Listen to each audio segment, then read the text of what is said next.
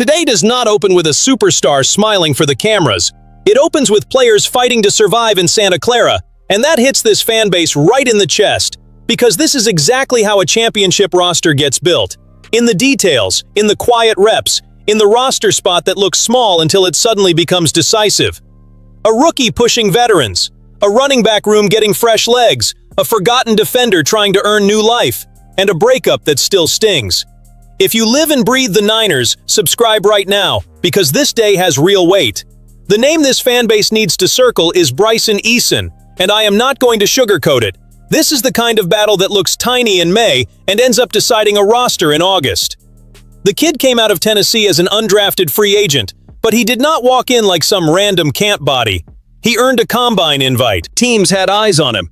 Plenty of evaluators viewed him as a 6th or 7th round pick, and he still slipped all the way into the open market. For a team like the 49ers, a team that keeps finding value where other teams hesitate, that already makes the light turn on. But this is where it gets real. Bleacher Report named Eason the UDFA with the best chance to make San Francisco's 53-man roster, and the reasoning is not hard to understand.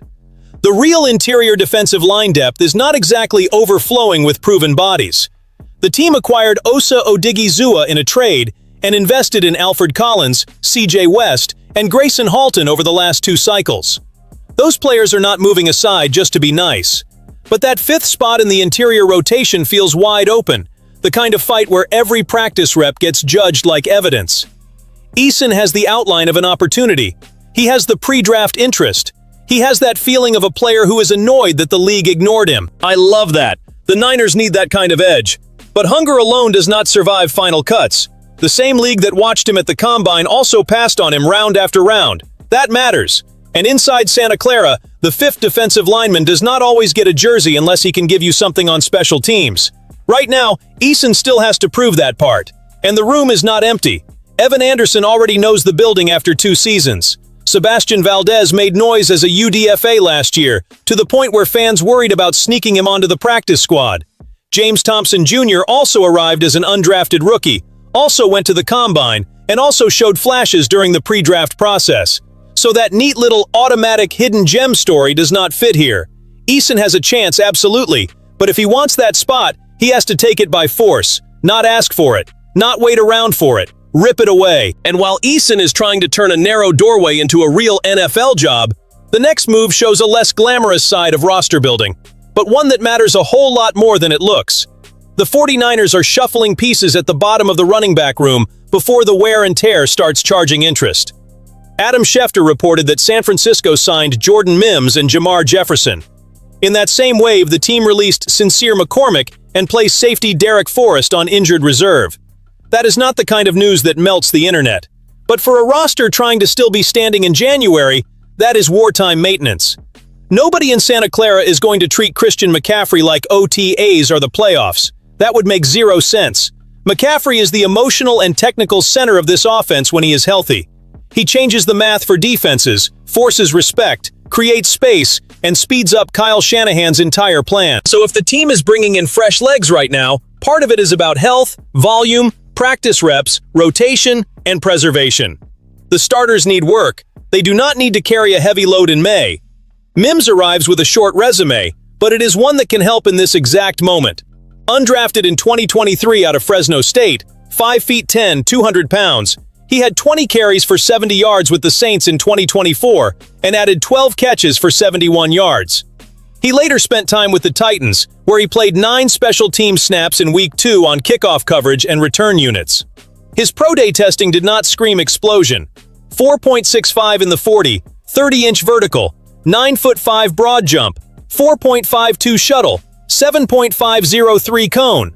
But sometimes, if you want to survive at the bottom of the roster, the path is not looking like a star. It is embracing the dirty work. Jefferson, on the other hand, was a 7th-round pick in 2021 out of Oregon State. As a rookie with the Lions, he had 15 carries, 74 yards, and 2 touchdowns. After that, there was barely any real NFL action, just 6 carries in 2024. So the read here is pretty simple.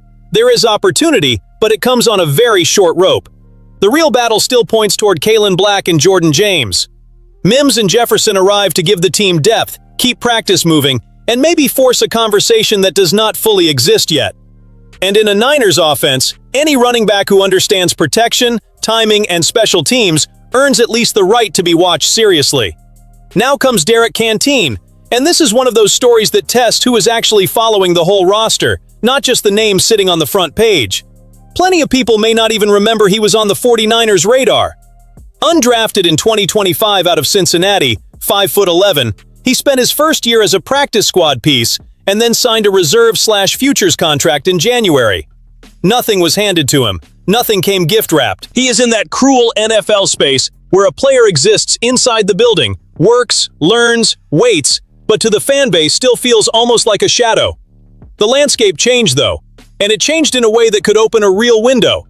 San Francisco brought in Raheem Morris as defensive coordinator, and that matters a lot for a defensive back like Canteen. Morris has a strong background with secondaries, coverage reads, defensive back development, and the technical details that separate a lost athlete from a useful Sunday player. If he sees something in Canteen, it does not have to be love at first sight. Sometimes it only takes one clean rep, one install he absorbs well, one practice where the kid shows he understands nickel, safety, leverage, communication, and angles. The roster helped make this conversation feel a little less impossible too. The Niners cleared out part of the back end of the secondary, with veterans like Jason Pinnock and Chase Lucas moving on. Yes, rookies like Ephesians Prysock and Jalen Stroman came in, so he is not standing alone in that line. But Canteen enters year 2 with an edge no rookie can buy. He has already spent months inside the system, already knows the professional routine, already felt the standard of the building, and already knows how fast an NFL week swallows players who do not learn quickly. His card is versatility. In college, Canteen worked as both a nickel corner and a safety, and that kind of flexibility is gold when a coaching staff starts building the bottom of the roster. Upton Stout looks locked in as the starting nickel. Jair Brown and Malik Mustafa have strong paths at safety. Marquise Siegel is also fighting for space, and Saran Neal carries real value on special teams. So Canteen is not walking through the front door. He is searching for the side entrance. I want to see this fan base weigh in down in the comments. Which forgotten player on this roster do you think could shock people in August? Canteen does not need to become a star to win this fight. He needs to become useful, trustworthy, and hard to cut. For a bottom-of-the-roster player, that is already a revolution. Then the conversation stops being about roster battles and turns into an open wound. Brandon Aiyuk in San Francisco seem to be reaching the point no fan wanted to see, but the organization itself has already started saying it out loud. When John Lynch says in January that Aiyuk has most likely played his last snap for the Niners, that does not sound like a soft message. That sounds like a door closing slowly, with everyone inside the building knowing the relationship has gone sour beyond normal repair. And it hurts because this is not just any receiver. Aiyuk was a first-round pick in 2020, came out of Arizona State, spent time before that at Sierra College in California, and built his entire pro career in San Francisco. 6 seasons, 69 games, 294 catches, 4,305 yards, 25 touchdowns, routes that broke coverage, catches in traffic, that kind of separation that made defenses respect every single step. For a long time, he looked like part of the long-term offensive design, but the NFL does not protect feelings when the internal relationship falls apart. Aiyuk was placed on the PUP list and missed the entire 2025 season, including the postseason, because of the ACL and MCL injuries he suffered in Week 7 of 2024. That alone would be heavy. But the issue did not stay only in the body. Lynch and Kyle Shanahan indicated there had not been communication with the player in some time, and that every option to move him was on the table. Inside a contender's building, that kind of line carries real tension. The brutal part is that the 49ers cannot stay trapped inside a story that is no longer answering back. I respect what Aiyuk gave this team. Any honest fan respects it. But San Francisco is trying to win now, with a pressured window, heavy contracts on the roster, a defense being reshaped, an offense that needs clarity, and Kyle Shanahan out of time for a reconciliation that may never come. If the player is on the market, the franchise has to find the best possible return, protect the locker room, and move forward. That is the piece that separates appreciation from command. Aiyuk had big moments in this jersey, but no jersey can become bigger than the mission. If it is over, it is over. The fan base can feel the hit, but the Niners have to turn that exit into assets, space, compensation, or at least less noise. Because a contender cannot drive while staring into the rearview mirror. In the end, this 49ers day is about selection. Who deserves to stay? Who is just taking up space? Who can turn practice into trust? And who has already become a closed chapter, no matter how talented he was? Eason, Mims, Jefferson, Canteen, and Aiyuk all sit on completely different levels, but they all point to the same demand. San Francisco does not have a season to waste. Every spot has to serve the bigger goal. Every decision has to protect the window. So stay locked in with the channel, hit the like button, subscribe, and come back for the next video. Because in Santa Clara, even the smallest detail can turn into major news.